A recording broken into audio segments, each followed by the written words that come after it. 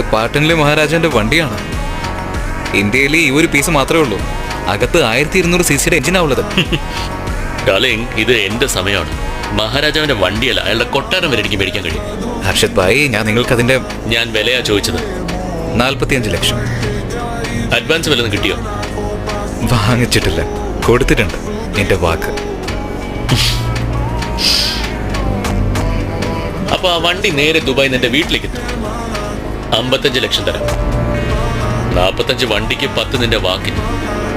പക്ഷെ നിന്റെ കുട്ടിക്കാലത്ത് ശാന്തിലാൽ മേത്ത നിന്റെ ജാതകം എഴുതിച്ചപ്പോഴേ അവര് പറഞ്ഞതാ നിന്റെ ധനുരാശിയിലെ ശനി ശരിക്കും ബാധിക്കുമെന്ന്.